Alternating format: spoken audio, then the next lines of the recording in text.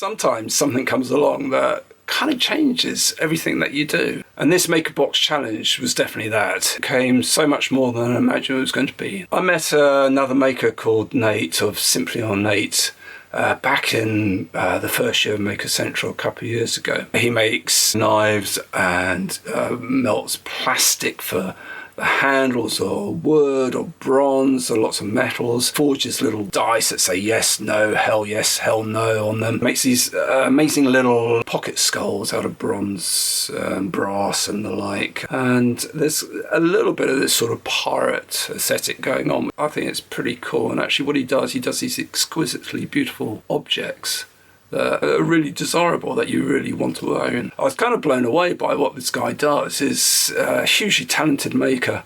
In some ways we're very similar, and in other ways we're very different in our approaches. But what we both use and we take great delight in is the reuse of materials. So much is thrown away nowadays. They say we live in a consumer society, which we don't. We live in a throwaway society. For a maker, this is a huge opportunity of going out there and scavenging around and taking those things that maybe get thrown in the skip. You give the materials a second use. Nate started up this Makerbox Challenge. You box up some scraps of materials that you've got lying around, which are, particular to yourself as a maker, and send them off to someone else. He did this for me. He put together really interesting materials, some in there which I had used before and others which I definitely hadn't. And you get this box and it's just like, what shall I do with it now? That's a huge challenge actually. But when you're actually restricted to what you've got there, and I wanted to try and make whatever I made just with what was in those materials that Nate had sent me, that was kind of interesting. I also took the decision that whatever I made, I was going to send back to Nate. It only seemed right that he'd send me the materials and I make something for him. And actually that puts you in a position which is different from making something for yourself. That allowed me to start looking at maybe the aesthetics that Nate's used, his sort of style and what he does. So this is a little bit off cut from the box that I've got left. And this is from an image actually from his Instagram feed of some of his skulls. I scanned it in and made it. The challenge was actually to then try and use the materials in an interesting way to try and make this motif. And I actually thought for the amount of materials there, what I should do is make a box. Maybe I should keep them on. Boom. Over time I've been making sort of boxes. So this is a complete cube. This doesn't have a lid. And I like obviously doing spray, stencil, and so I very quickly decided I was going to make a box because they're really cool, which is effectively where this idea came, but trying to use the aesthetic of this sort of pirate and skulls and this whole idea of using the skull motif, and that sort of added in for me a great deal of interest, and actually took a lot more time because I then wanted to do this technique of making up the skull and actually putting it right through the block of oak to then be able to take slices. So then like a stick of rock, those sweets that you get down at the beaches that have the words written right through it. So then the lump of material that I worked actually had the skull coming right through it. So I could then take the slices and make the box. I guess it would be parquetry. Yeah, I think it's kind of like parquetry type technique, which I've never done. So that's kind of the basis behind it. A fantastic concept to receive this box and then to make something, and it's as simple as that.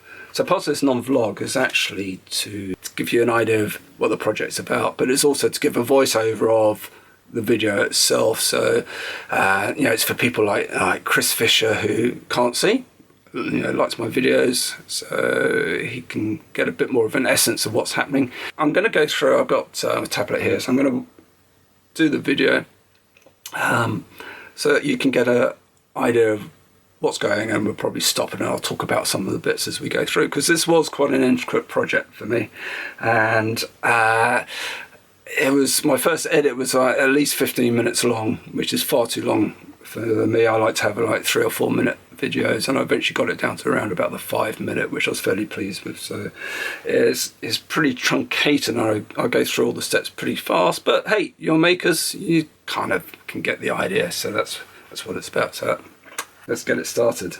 Okay, so initially I'm just showing some of the Instagram feed where Nate's showing what's in the box, and then he's talking about what the Makerbox Challenge is about. And it really is about fun. that's what it was, and it was great fun as well. So, and then we come with some of the plastic. He sent me a whole load of cut up milk bottles, which is HPDE plastic. This is amazing stuff. You can put it in the oven.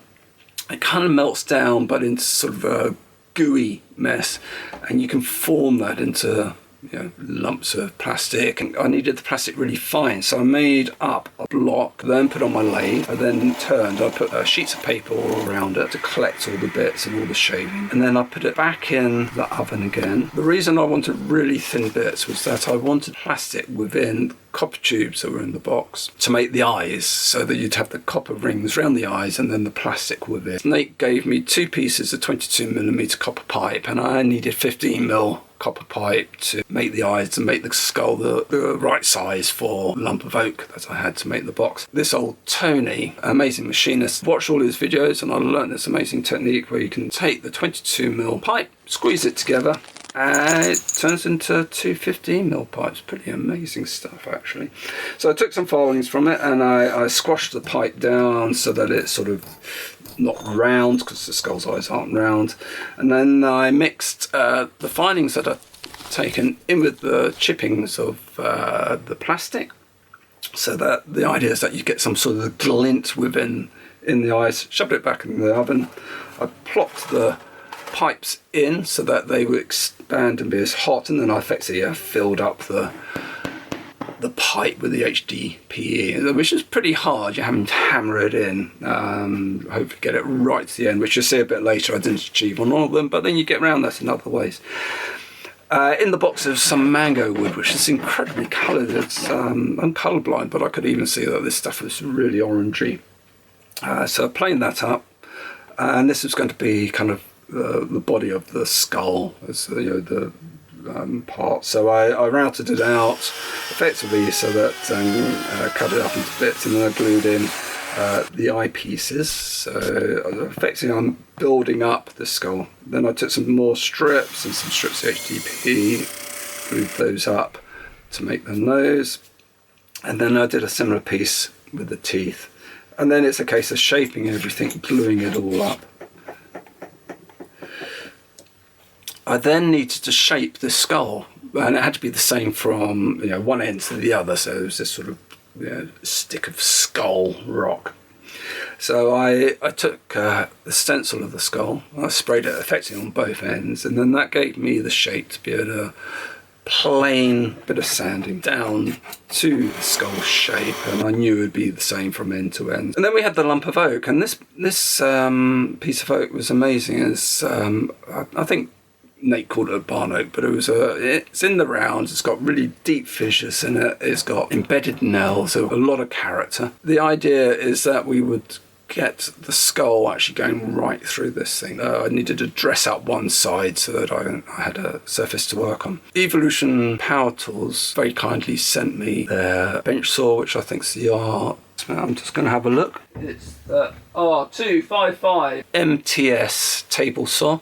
Evolution saws I find are amazing because they're designed, the blades and the motors and everything together, that they can cut timber, metal, plastic, and all at the same time, which is perfect for this. Super generous of them. They sent it to me for a trial. They haven't sponsored the video, but I do get to keep the saw at the end. And yeah, I'm not going to do a review of the saw, and I tell them that maybe the projects that I do on it, you can actually see whether you think you like their products or not. I put the lump of wood through, literally to give a flat surface, cutting through the nail, place the skull top of it, and effectively I went over one of the nails so that we cut that out, and I sprayed around it, so really we just know where our hole is that we need to cut out. I'm super lucky to have a Multico mortiser, which was my grandfather's, so this thing's pretty old, and I use that to take out the bulk of the whole skull shape. So we just got some nice sort of shots of me cutting out this shape, and I extracted bedded nail, so we didn't cut through that. And then it was a case of taking a chisel, taking it down, and sanding the inside, and I just did that by getting a bit of dowel, abrasive round, put it between the centres of the lathe, threading this block of oak in it, and that allowed me to sand the inside quite well. It was just a process of doing the one back and forth, and eventually get to the point where you can push the skull piece right up through. It doesn't jam anywhere. Originally I wanted this thing to be really tight joint. The realities of achieving that were sort of greater than maybe the time that I needed to get the project finished. So I actually went for quite a loose fit, and in hindsight I've probably gone even slightly looser. I then decided I was going to take resin to glue this skull within the lump of the oak, but I wanted it black. It's kind of looking towards the graphical illustration, maybe cartoon type effects that you can get with drawing with the black line around, which is very much a style that I'm interested in. So I took the resin to be that black line which would define and really make the skull pop out of each of the panels of the box. I just added some black spray paint to it. I don't know if it'd work, but it worked perfectly. Mix up the resin, put in the spray paint, mix it together and pour it in. And it's as simple as that. You slowly pour it in, gently tap it all so that it all go through. When it was set, you then effectively just take some slices. I needed 6 slices, you sand them up. A couple of the slices, the plastic which I originally put in the copper to make the eyes, on one of them it didn't go all the way through to the end. And so I filled up the holes with the black resin again. I really like this. Not all the skulls and all the faces of the box were exactly the same, and it kind of had this black eye in it, which I thought was quite intriguing as well. And then effectively sized it up. I made a blade for the saw to be able to do the cross cuts, with it. So this box is squares, and it has mitre all the way around all 4 corners. And I'm pretty sure the saw, I could have set it at 45 degrees and cut these. But we're working with quite thin, about 4mm for each thickness. So the amount of effort I'd already put in, I didn't want to get to the point that if it didn't work, I then couldn't remake it. I couldn't mess this up at all. So the technique I used before is by putting quite a large 45-degree cutter within my 1/2-inch router, setting in a high bed, running the pieces of wood through, which I did. I knew this was a tried and tested technique, and I found that I had an embedded nail within one corner of one of these pieces, which I can cut on the router, so I hand filed that down. And you never know it's there, that piece of metal is still embedded in there. And Nate does these amazing little dice which have yes, no, hell yes, hell no. I copied his hell yes text and made a stencil and sprayed that so that when you open this box, expression of excitement within this thing, something within the box that's unexpected. But then you've got this thing shouting in your face as soon as you lift the lid up. And I really like those sort of hidden little things. Kind of add an experience to the whole object. You glue it up, you use lots of tape to keep this thing together, and then you glue the top on. So it is purely a cube.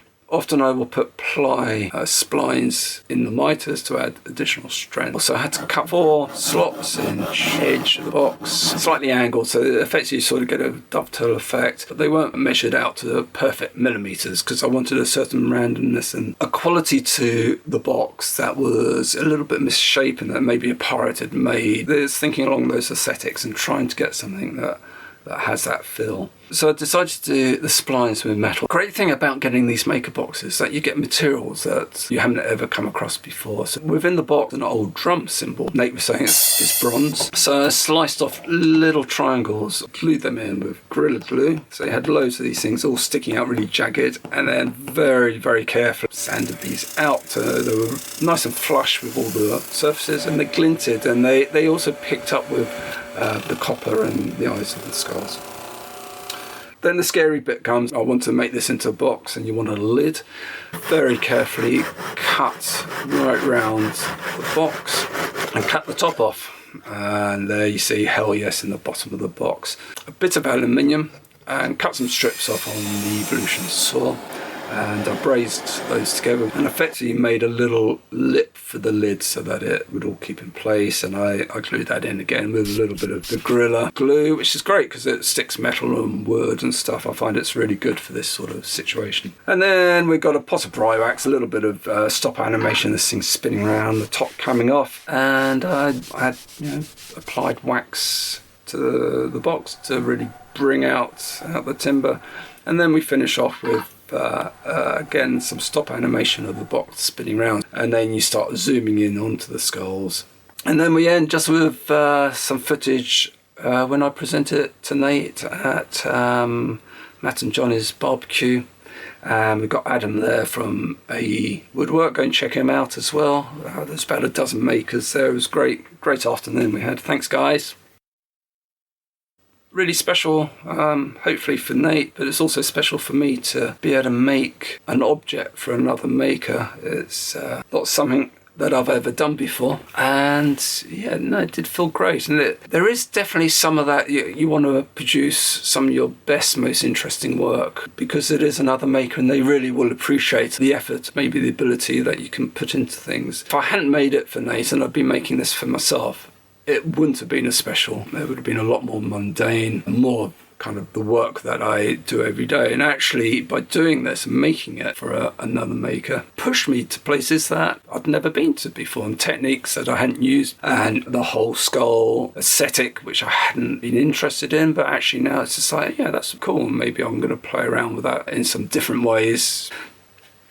So this box actually continues. So I've put together some of the leftover bits from Nate's box and a whole bunch of tools that really inspire me. Plies in your timbers, bicycle part, things you can do with that, your random things. I've sent them to Matt at Badger Workshop. He's got them, and we'll see in time what he does with them. So super excited about that. It's fantastic to feel that it's come from a maker friend, came to me, I did something with it, and so, a whole special things happen there, and then it goes on to someone else, and that will carry on and down the line. There's loads of these going on. You don't have to wait for this box to come to you. If you're interested, just put some stuff together, send them off to your maker friends and see what they can do. It was such a great project. So I say these things don't always come along. Once in a blue moon, something like this happens, and there's a bit of magic that's going on there. There is going to be another project from this box because Nate sent me a bit of slate from the top of Snowdon, which was completely random, and I struggled for a while to actually know what to do with it. But I came up with what I think was quite a cool idea. Stick around. A video of that will come out in time. And just remember, this is not the end.